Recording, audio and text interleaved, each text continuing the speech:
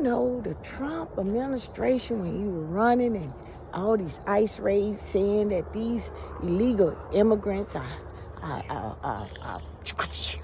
and gaping all the folks, and they need to be the reason why they need to be deported.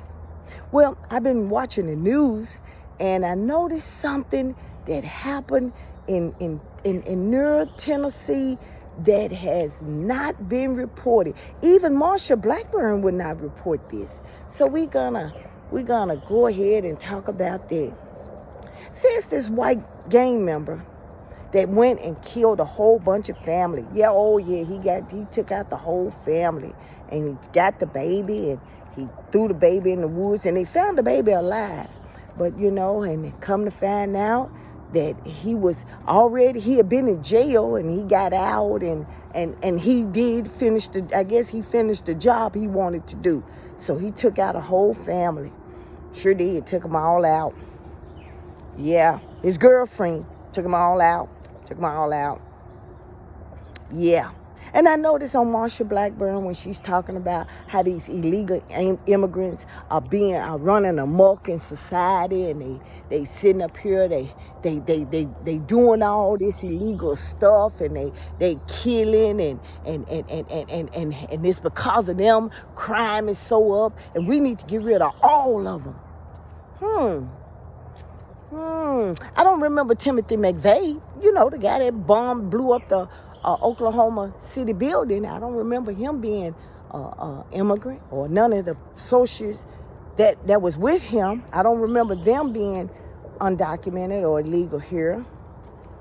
Take the school shooting in Nashville. Yeah. Went in that school, killed all them babies. I don't remember that person being,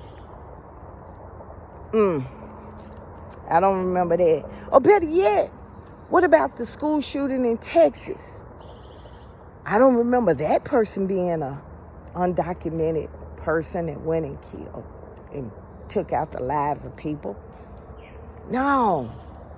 But see, I noticed something. And you said, Samantha, why you always talking about race? Why you always doing it? You need to stop. Because that's what it was built on.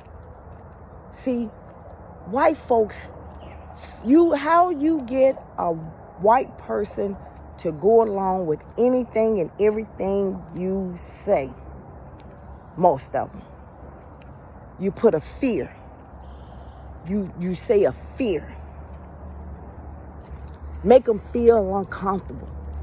Make them feel afraid that brown woman, that black man gonna come into your house and deflower your white child. Or better yet, marry them. In Chattanooga, there was more white women having Hispanic babies because they dating Hispanic men along with black men. So that means that the white population is having that 1%. Remember when they said that if you got 1% black, you're black.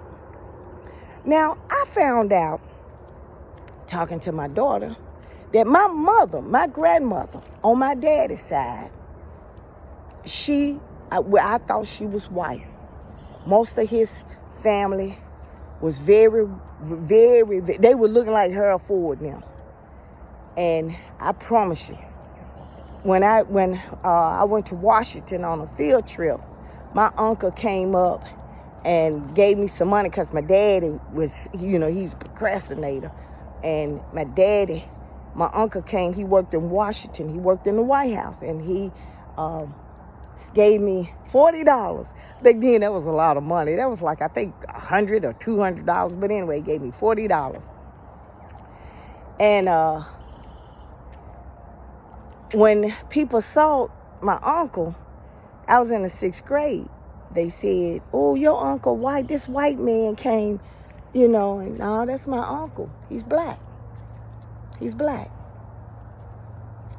So I found out my grandmother on my daddy's side looked like that, and people thought that she was white and thought my granddaddy was sleeping with a white woman, and they got murdered. My daddy was 3 years old when it happened. And my daddy, he's a little bit lighter than me. But anyway, so, see, you gotta put fear into the thing. See, he put that fear. See, white folks are afraid when you move next to them. You know, I remember when I moved, we moved here, and we had a neighbor that lives right there. Right there. I ain't gonna show the house, but right there. And we moved in May. In April, they put their house up for sale.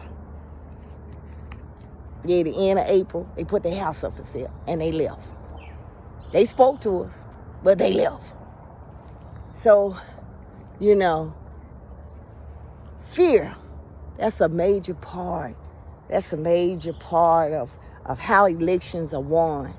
You put a fear into somebody, and lo and behold, what happens? You put the fear in, and all of a sudden, they bag because they think that another race is going to come and take over and violate and give them their sense of security, make them lose it. Just like here, you know, in Memphis, you dare not park your car, leave it running, door open, to go in Starbucks to get a coffee. Now, to me, that's a free car. But they do it here. Yeah, they do it here. Despite the police telling them, no, don't do it, don't do it. They do it here. Or better yet, they put their handbag right here and go way down the aisle to go get something. But then when they see a black person or a Hispanic person come, they run back to their cart and hold on to their bags and stuff, you know. I be wanting to tell them so bad that I don't want your maxed out credit cards. You know, I can't do nothing with it. You having a hard time paying for your own food. Why would I want to go and steal a maxed out card and be embarrassed? But you know, that's the stereotype. You know, I went to a party one time, and this lady, I had been talking to her, white lady, been talking to her, and all of a sudden she said, "Can I ask you a question?" I said, "Yeah." She said, "Do you know where the good weed spots at?" I got offended. I said, "Hey, I don't know any weed spots. I don't even smoke that stuff." So why would you ask me something like that? Hurt my feelings. She said, "No, because I'm trying to buy some." Stereotype. Now, I did something yesterday I'm proud of. There was a open house for a non-profit Hispanic organization called Las Palazas, I think it is. And they had open house. It started at 4, ended at 7. And I went there, and the lady told me to come back at 4, and I came back at 4:15. I was the only black person there. And I was amazed how I was accepted into the community. And you said, "Well, Samantha, yeah, you're going to be accepted now because they need us. They want us to come and all of that. They want us to be a part of it and everything. So yeah, they want you now. They want us to march and all of that." But I had to ask a question. What better time than now? Yeah, what better time than now?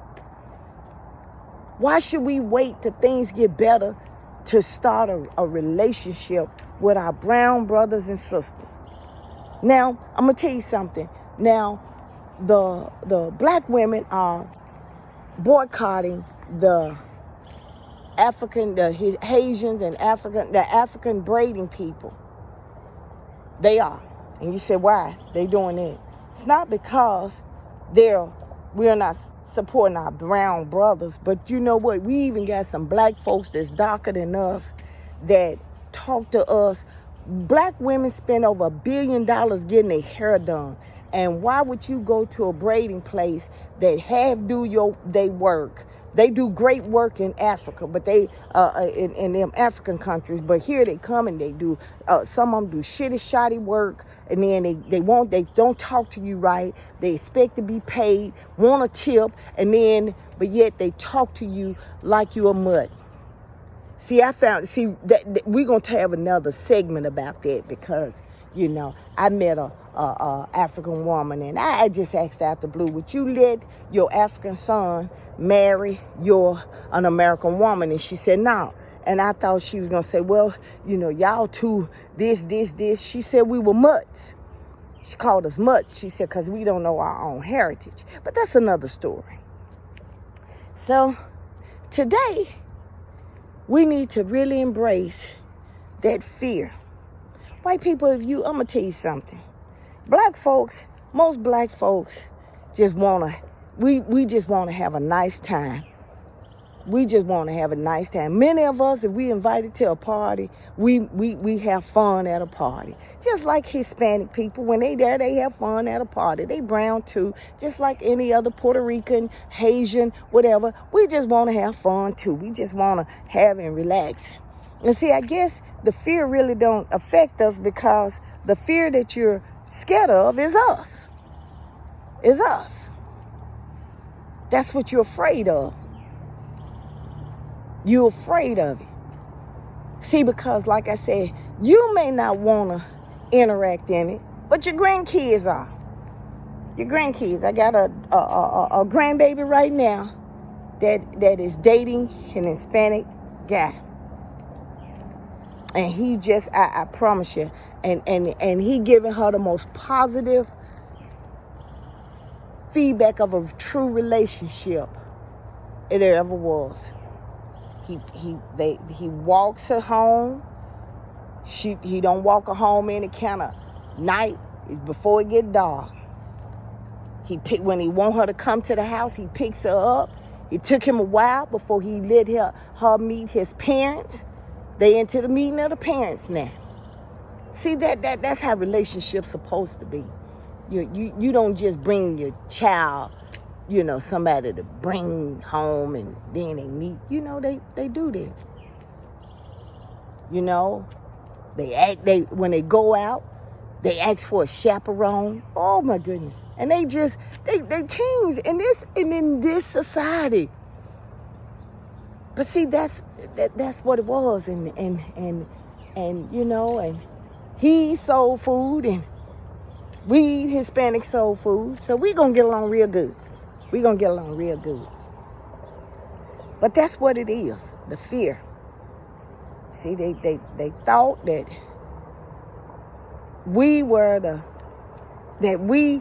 the Hispanic people were the criminals. Come to find out, you got to take care of your own. Ain't nobody gonna really report that. Ain't nobody gonna really say anything about it. Not like that. Even though he got rid of a whole bunch of people, 4 to be exact. No, Marshall Blackburn don't want to say nothing like that, because see, then that'll take the fear off of the Hispanics. The fear off of black folks, brown folks, Indians. Oh my goodness. How could a white boy be in a gang? What advantage? He have a prison record. But now we can't talk about that. We got to go get one and make up. We got to, oh, wait a minute there. That Garcia guy. They went and got him. Talking about the port, said he was in this violent gang. Don't know who he killed. He ain't telling nobody. Yeah, but he been in a gang, and they deported him and brought him back. Now he going for a trial, and we still trying to find out who he killed. Now, not all, but there are some blacks that are in jail that's been accused of so many violent crimes and stuff, and they've been in jail for 20, 30 years. Some die in prison because they've been accused. The Central Park Five Boys. Yeah, they went to jail on a crime they didn't commit.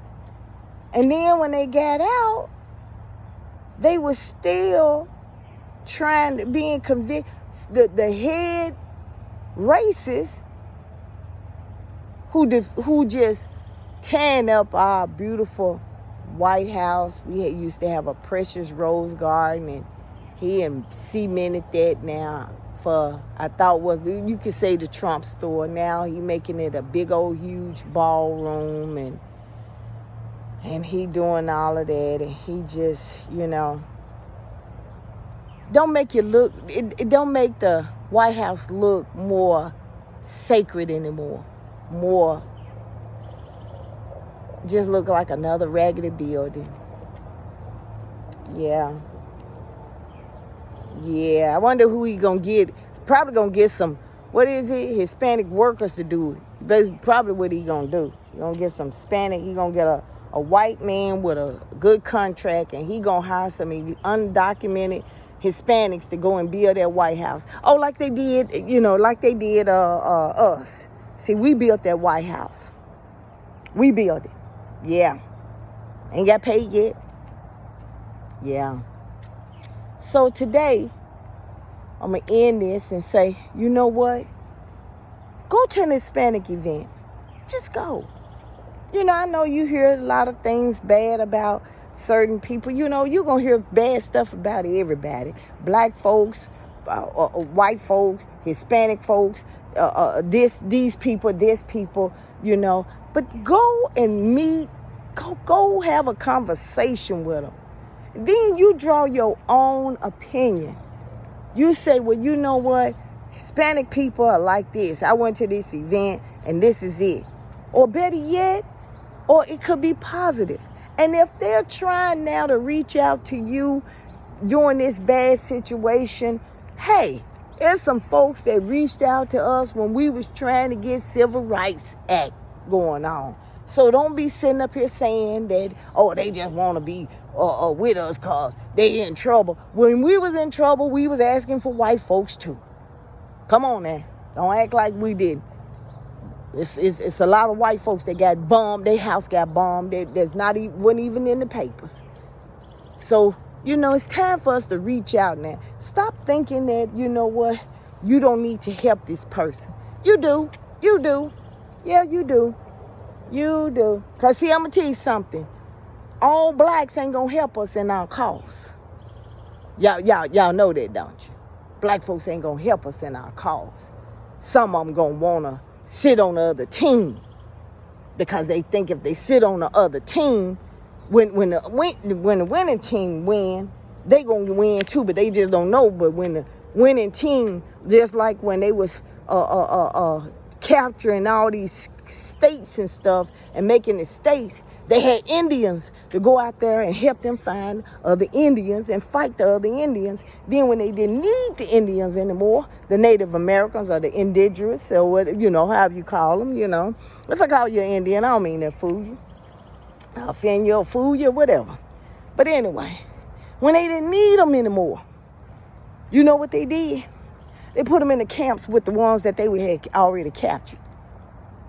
Yeah. That's what they're going to do to Mark Rubio and DeSantis. And they already did Viswami like that. How it feel to be black of Viswami? You still, he found out now. Yeah, he found it now. He should be scared too because, his dad is undocumented and live in this country. So today, go out. Go meet another culture. You know what? I signed up for Spanish class. Hola. Yeah. ¿Cómo está? We bien. Yeah. I signed up for a Spanish class. Because you know what? It's time for us to stop being so, we're in the new century, a new millennium, and it's time for us to stop thinking that it's all about blacks, it's all about other races and stuff. It is about humanity. And if we are trying to teach our children to stop racism, then what you need to do is, it takes one person at a time. Get up and go meet cultures. My children knew cultures. They knew people, languages. My son and my daughter speak good Spanish, but I didn't learn. I don't know why. But anyway, go and introduce yourself, because you know what? They are an embraced community. Despite what you hear, many of them are in this an embraced community, and we have been stereotyped as blacks as being loud and rowdy and fighting and everything. And a lot of people, that's a stereotype. And most Hispanics here that's in this country are low key. They don't want no drama. They don't want no police call. They don't want that. So get out and meet somebody. Get out and meet somebody. Go to an event. Have some fun. And don't worry about the fact that, oh, I wouldn't go there because, they just need us. Well, if they need you, then that should say something. Go meet them. Go meet them. It's time for us to stop being box racist, box control, box segregated, and start embracing, because right now he's not just hurting them, he's hurting all of us. All of us. And we're gonna have to band together in order for us to fight. If you truly, truly care about how this gonna turn out, start doing the homework. Do the homework.